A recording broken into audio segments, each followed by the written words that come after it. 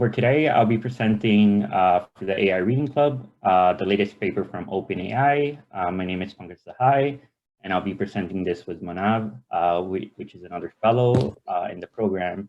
And the name of the paper is Learning Transferable Visual Models from Natural Language Supervision, also known as CLIP. So I'll start out by giving a background motivation, and then present the method and present the first few figures of the paper. So, so one of the motivations for this paper has been these sequence-to-sequence models, also known as transformers, that have really revolutionized in a way like the NLP field, and have enabled task-agnostic architectures to zero-shot transfer to downstream data sets. And these have been very powerful for NLP. If you guys are familiar with GPT, which one of the research papers for OpenAI a few months ago, this was very powerful. And if you train it like with many different parameters across, different data sets in the web, you're able to require little to no data set specific training. So these models are very powerful. And basically the idea is that one of the downsides, obviously, of generating these models is that they require a lot of parameters. So GPT, it's about 175 billion parameters. But once they're trained, they could surpass quality of models that have been trained on high quality crowd labeled NLP data sets. So the authors, using this as motivation, wanted to see if something similar could be done for the computer vision field, where you could train with a big data set and it could recognize many different data sets, not only one specific one like ImageNet, but it recognized many different classes. Right, so some of the previous, so this is a list of some of the papers that have contributed to the CLIP approach. And I'm just, if we could quickly summarize these, we could summarize them into like three main concepts that these papers have developed, which I'm going to briefly talk about. One of them is weak supervision. So traditionally, whenever we train a computer vision model, right, we have to, it's really labor intensive because we have to separate the classes, generate thousands of these images per class. And this is very high, time consuming. And we could just do like 1,000 classes, right? So if we want to increase these number of classes, considering the classes that are in natural language, that could be tens of thousands, then we want to use a different strategy. And one of these strategies is where we could take an image and a caption pair and train many of these images. And so the idea is that, these words can be associated with these images, and that therefore you can increase the number of classes using this approach. And this is one of the things that the papers I mentioned in the previous slide started doing. The other idea is this paper from Vertex, where they took image, like a resonant backbone, and they put it together with a transformer-based language modeling, which is just, a transformer. And what's cool is that if you train this properly, you're able, once it's trained, you're able to pass an image, and then you're able to predict the caption from the image. And so this was, a very important concept, tying these two together. Lastly, it's this idea of contrastive learning. So we could roughly divide machine learning and either being, generative and predictive versus contrastive. And in contrastive, you want to put together pairs that are similar and put apart the pairs that are different. And basically the loss is measured in this representation. So this was important for the CLIP model. And actually a paper that implemented the idea of CLIP, which we could say is the direct predecessor. It's actually this one here, contrastive learning of medical visual representations from paired images and text, also known as converts. And they got really good results. This is just a few months old, by actually taking radiography images, pairing them with description, passing these through image encoder or text encoder respectively. And then you take the inner products of these into a contrasted space and use that loss to train the model. And using this approach, they're able to really get high accuracy. I think they got like about 90%, which is really high for these type of images. So this was really successful. And the CLIP paper used a very similar approach to this. Right, so getting to CLIP, so this is the strategy that they use. And so here in the left panel, we have how CLIP was trained. And so they, again, use this contrasted pre-training. So basically, what the authors did is that they took 400 million image and text pairs from the internet to train the model. And so how this works is that you take an image, let's say here you have an image of a puppy, and then you pass it through an image encoder. And then after that, you do linear projection on it and pass it along into a contrastive embedding space. Here on top, we have labels that belong to each image. You tokenize it, pass it to a text encoder, do linear projection, and pass it along into a contrastive embedding space. Here, you do take the inner products of your image vector and your text vector. And then here in blue, because of contrastive learning, you want to increase the values of these blue squares to 1, right? And then you want to decrease the values of the white squares, which are not the classes that they belong, right? So here you want to increase the image with this text that belongs to this. And then after that, they take the loss of this, they do backpropagation to the image encoder and text encoder, and they train their model. And so once they have this trained, they could go on ahead and do the serial shot training. Just very, very briefly, I'm going to talk a little bit more about how this loss function works. So here we could say we have two vectors. We take the consign similarities of these two vectors, such as like image and text vector. Once we have that, they also have this temperature coefficient, which is a trainable parameter in their model. And it simply modifies the softmax distribution to make it more steep. And after that, they then go ahead and sum up all the rows for that here in the denominator. And with this, you get a probability distribution. And then after that, you simply get the, a cross entropy loss of this softmax distribution. Because it's an asymmetric problem, you now, do the text and image vector. Here you sum up the columns instead of the rows. And then you combine these into this loss function where you sum up all the batches and then average it out. So this is the loss function that they use in the Great. So once the model is trained, they want to, they introduce this idea of zero shot classification. And so how this works, so the model was trained again on 400 million images, pairs that were web scraped from the internet. But let's say you have a new data set, CFAR 100. And then from there, you could, you have your different classes. And the first thing you do is that you pass these classes, and they have this thing called prompt engineering, where you pass the classes, make a sentence out of it, such as a photo of a plane, a photo of a car. And they found this to actually be important for increasing the prediction capacity of the model. Once you have that in a sentence, you pass it along into the pre-trained CLIP text encoder. And, and then after that, you do linear projection on it and pass it into a contrastive embedding space that we have here. You just do this once for the data set that you are interested in using.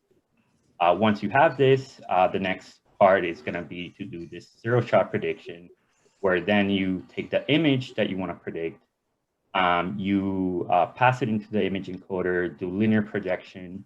After that, you pass it along into the contrastive embedding space, and then take the inner products of these compared to the text, right, embeddings, and take the ones that have the highest cosine similarity, and that should be your class.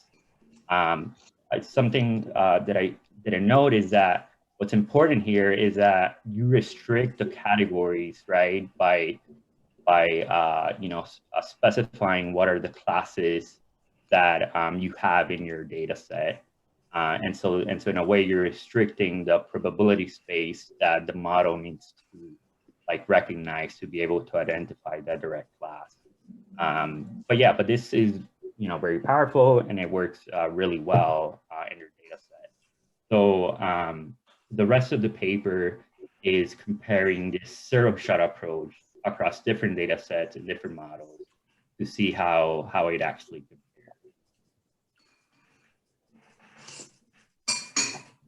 All right, so the first figure of the clip is they're looking at this data efficiency. And even though, so clip, and this is what I just mentioned in the previous slide, it's here, the green approach, that's the type of prediction that I just mentioned. And they found that's the most efficient. But also they could make two other types of predictions, even though I wasn't directly trained on it. One of these predictions here in blue is, if you put an image, can you predict the exact caption for that image? And that seems to be much less efficient. As you can see, these are here in the x-axis, we have the images, the number of images that we have, and here the y, we have the accuracy. And it's much less efficient than clip. Instead of having the exact prediction of the caption, they also try to see if you could just simply predict what are the words that are associated with that image. And that's here in orange. And as you can see, it's also less efficient than this caption prediction. So overall, they just find that their clip strategy is by far much more efficient than the other methods of prediction. All right, so another point that they mention is this idea of prompt engineering that is also used under GPT papers. And so with simply doing prompt engineering and assembling, they're able to squeeze like much more performance rather than just simply having context-less class names. As you can see here, where in green we have line with prompt engineering, and in blue we simply have these context-less class names.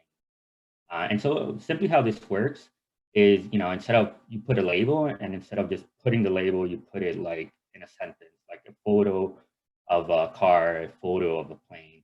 And they could even take this further by, specifying something extra. And together they could, again, squeeze like much more accuracy out of the model. Another thing they did is that they wanted to also disambiguate like similar phrases, such as like construction crane versus a crane that flies. And they found that if they focus on this as well, they could increase accuracy. And the last thing they do is it's assembling, where they could combine some of these descriptions before you pass it along into the contrasted space. So you like average them out, such as like, this is a photo of a big dog, this is a photo of a small dog. If you average it out, then that also helps. And so together with these methods, they're able to squeeze, a 5% increase in accuracy. So this was quite important for the paper. So next, they simply want to compare how zero-shot performs. So zero-shot, again, it's like right out the box, prediction. And they wanted to see how it performs with a ResNet 50 model that have been added a linear probe on top of it, and then have been completely trained with these different data sets. So it's full supervised training with ResNet 50. And as you can see here on the green bars, right, it's where the model performs, zero-shot performs a lot better than ResNet. And in the blue bars, we have where the performance is not as good.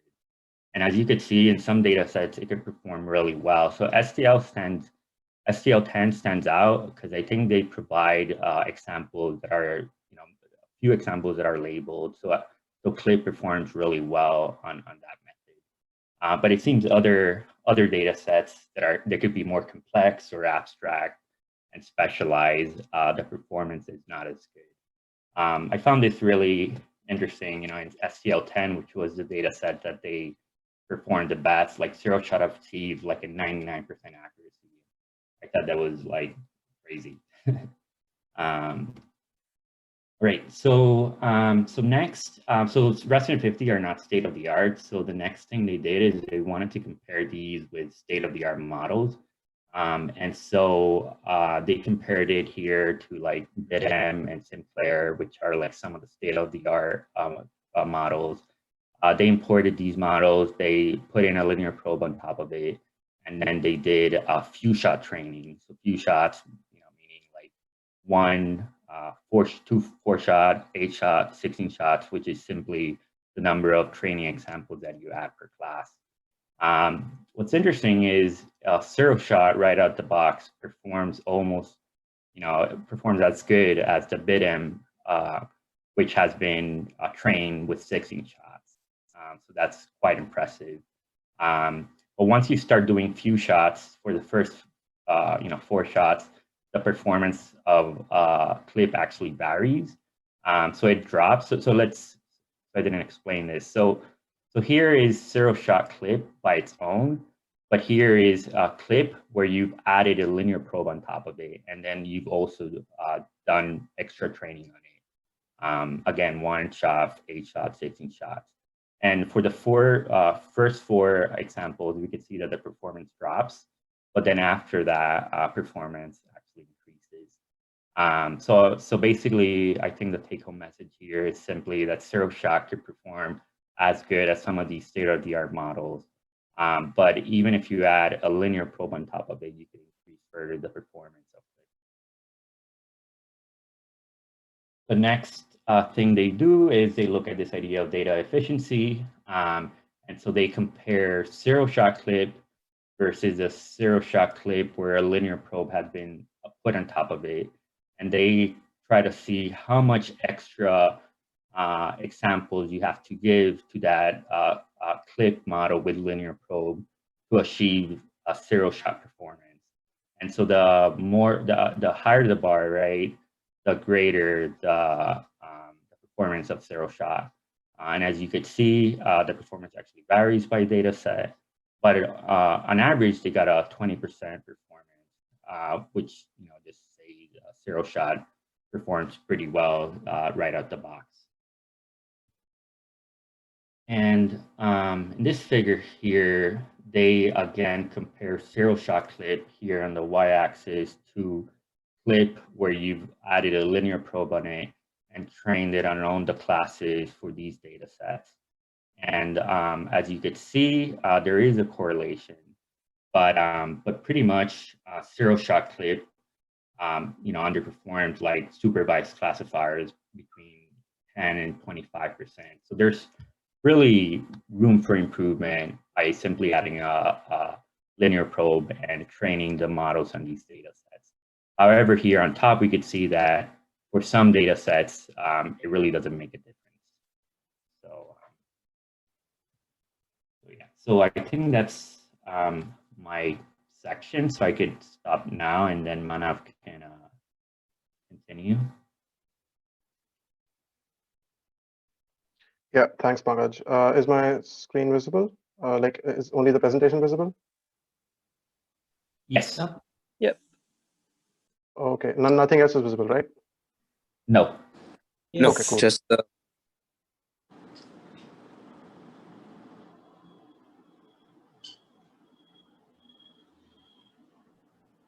Yeah, hello everyone. I'll just pick up where Pankaj left. So that's, I think, linear probe clip performance, and they've done a very nice graph to supplement it. And the next sort of figure basically shows us that it's something pretty intuitive, right? So empirical studies show that performance increases when you throw more compute at something, and this is no exception. Just like the GPT family has demonstrated, I mean, progressively in GPT 1, 2, and 3, that across 1000x increase in training compute, the zero-shot performance improved. And of course, clip is no exception. So across a 44x range of compute spanning 5 different models, the error rate obviously decreases. But as you can see, there are these weird highlighted lines that are going haywire. That is sort of counterintuitive in the sense that it shows that performance is slightly varied despite smooth overall trends. So that is something that is interesting to notice. And then we'll look at linear probe clip performance in comparison with SOTA CV models. And this is, I think, a very good diagram that sort of shows. But the metric we're using here is, again, representation learning. We're not fine tuning these models. We're basically taking the representation or the image and text embedding in this case, and we're fitting a linear classifier on top on the representation that is extracted from the model. An alternative to this would be, end-to-end fine tuning, which of course increases flexibility. And prior work has convinced us that fine tuning always outperforms, well, almost always outperforms linear classification on most image classification data sets. But while the high performance of that should motivate its use, Clip or OpenAI's work was totally different in the sense that their work was focused on developing a high performing task and data set agnostic pre-training approach. So like it should not depend on what data set we're training it on, right? And fine tuning was not good because it adapts the representation of sort of each data set, and it compensates for and potentially masks, failures to learn robust representations during the training phase. Yeah, and so this figure basically shows that Clip outperforms the noisy student efficient L2. I think it's a Google. It was made by Google, and it's the ImageNet SOTA, at least as of 2019, and it outperformed in 21 out of the 27 datasets, which is pretty good. But about the datasets where it underperformed, unsurprisingly, one of them was ImageNet, on which the noisy student net was trained in the first place. So that is pretty intuitive. But CIFAR 10 and CIFAR 100 are here, which is sort of weird, but there's a reason behind that. So Clip wasn't, Clip wasn't, there's obviously a lack of sort of scale-based data augmentation in Clip, where it only is comfortable with certain types of images or certain resolutions of images. So that's what it lacks, and that's why the student efficient net L2 outperforms it. After this, we basically see that deep learning models are sort of exceedingly adept at finding correlations and patterns that hold across their training data set. And therefore, there's obviously an improvement in distribution performance. But many of these correlations are actually sort of false in the sense that they don't hold for other distributions. And obviously, we see a large drop in performance when we go to other data sets. But Clip is different here because the transfer scores of the linear probes actually are higher than other models with similar ImageNet performance. So this suggests that the representation of models trained on ImageNet somewhat overfit to their task. ImageNet is like it's like sort of the go-to benchmark, but they do end up overfitting on it. And so this is one visualization that was, I think it's a pretty popular one. It's even given on their blog. So here they have basically compared the performance of zero shot clip with existing ImageNet models. In this case, it is ImageNet on ResNet 101. So, and then they've compared it to their best performing zero shot clip. And as you can see, there's obviously a big gap in the score. Now these data sets have natural distribution shift. I think it's pretty visible. Like ImageNet V2 is, although had a similar way of creation as ImageNet, we still see an increase in performance when it comes to zero shot clip. Then ImageNet R has these weird animated bananas with faces on them for some reason. I'm not sure what's going on with this one, but yeah, so it still showed an improvement in performance. ObjectNet of real world, I mean, kind of look like real world bananas, but yeah, there's still an improvement in performance and save for animated bananas. And I'm assuming the A in ImageNet A stands for abstract because this banana looks really abstract for some reason.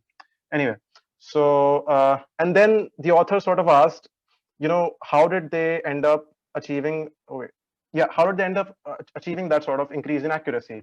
So to check the reason behind, Clip's robustness, the authors measure how the performance of Clip models changes after adapting it to ImageNet distribution.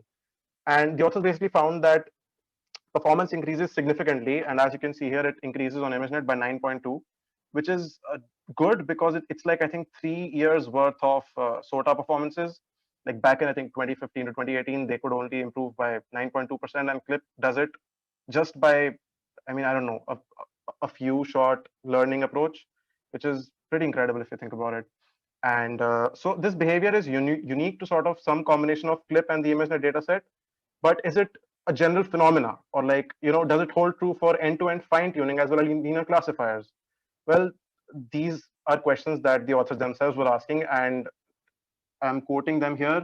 They said, we do not have confident answers to these questions at this time, which is basically a fancy way of saying we don't know. So, okay. And zero shot clip is obviously more robust than few shot models with equivalent image net performance. So across their experiments, the high robustness seems to result from minimizing the amount of distribution. Wait. Okay. Why is there? Oh, I'm sorry. Uh, is it chat? Someone asking someone in the chat? Oh yeah, no worries, Manab. I'm just answering right now, so you could continue. Yeah, I got a bit confused. I was like 6 notifications. So either I wasn't audible or something. I was like, yeah, okay, cool. It's okay. Thank you. No, it's so cool, man. Yeah, so there was a 9.2% improvement in performance. The authors don't know, and yeah, zero shot clip is still noticeably more robust than a few shot model, which is counterintuitive. But across the experiments, we found that high robustness seems to result from minimizing the amount of distribution-specific training data that a model has access to. I mean, it of course comes at the cost of reducing dataset specific performance, but we get a more robust model overall, as is evident in CLIP. And this is one more interesting thing that the authors did. They took CLIP and compared it to humans. So I think we're at that phase of AI where we can actually do that. And we can actually look at the results. The blue line is CLIP, the orange line is one-shot human, the green line is zero-shot human. So zero-shot human is actually a weird way of saying that humans were not told what dog or cat breed it was, and they still performed poorly in front of CLIP, which is sad because humans lost. But interestingly, the one thing that the authors found was that I think it's pretty visible here. So the green line and the orange line, there's a weird gap, right? That is actually a really big gap. Like, so if you show someone a photo of a particular dog and they don't know the dog, but then you show them the dog and they're like, oh, okay, so now we know this is a golden retriever. And therefore, there's a huge jump in performance for one-shot learning in human. CLIP can't do that. If you show one dog to CLIP, it won't be able to do that. So that basically suggests that we as humans know what we don't know and are able to sort of update our priors on the images that we're most uncertain about. And yeah, so that is one interesting thing that they found. And this shows that there's sort of a large difference between how humans learn and how the few shot CLIP learns. Okay, so next are some of the limitations. So on most of the data sets that were studied, the performance is still below SOTA, which is unsurprising because even though 400 million image text pairs were trained, OpenAI people said that this could only be achieved if 1000x increase in compute happens, which is pretty infeasible. And that's almost like saying we're playing catch up with the hardware guys. Anyway, and zero shot clip is still weak on several kinds of tasks, like when compared to task specific models, of course, that were trained on a particular data set. And it generalizes well to natural image distributions, but it somehow, weirdly enough, performed poorly on MNIST. And MNIST is like a really big old benchmark. Like if you perform poorly on MNIST, like literally I mean, you get the point. Like people start by training an MNIST in Keras. That's how they start with deep learning. But it performs poorly on it because there was no sort of, it was out of distribution for CLIP for some reason. And although CLIP can flexibly generate zero-shot classifiers, it still is limited to choosing from the prompts that we give it. So a lot of its performance depends on the prompts that we give it and prompt engineering. And it also does not address the poor data efficiency of deep learning, which it is notoriously infamous for. And it basically gives it 400 million text image pairs, which is a lot. That's like not very data efficient. So broader impacts are that there still needs to be, CLIP's performance and fitness for purpose needs to be evaluated and broader impacts analyzed. And it also can make you, it also gives us an out-of-the-box classifier in the sense that you can create your own classes and roll your own classifier without a need for retraining, which is something new and something that needs to be experimented with. And yeah, so then they talked about bias. It was a very comprehensive study. I'm just gonna go through it. So what they found was they added prompts like animal, chimpanzee, and gorilla. And for some reason, after adding these prompts, I think you can see it in this table, in the non-human categories, Black people were classified more. They haven't provided an explanation and they haven't even said it's racist. I don't think they're allowed to say that. So they just leave the data there and let you make your own conclusions, and I'm going to do the same. And this points to how sort of class design has the potential to be a key factor for determining the model performance as well as social biases. So it's actually the engineers are responsible for it mostly. And yeah, so there were some more studies that showed some interesting things like threshold labels such as nanny and housekeeper start appearing for women, and prisoner and mobster start appearing for men. And high status occupations are disproportionately assigned to men. That's another thing.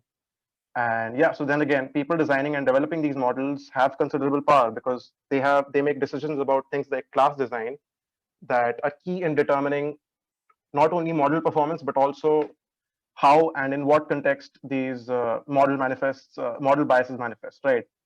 So yeah, I think that's it. And now we're at the conclusion where we found that the authors investigated the possibility of success of task agnostic web scale pre-training in NLP, which is just a fancy way of saying GPT-3, to another domain, that is computer vision. And they found that this was successful in the sense that the model clip learns to perform a wide variety of tasks during pre-training, and as a result, can be leveraged via NLP prompts, natural language prompts, to enable zero-shot transfer to many existing data sets, which is pretty easy.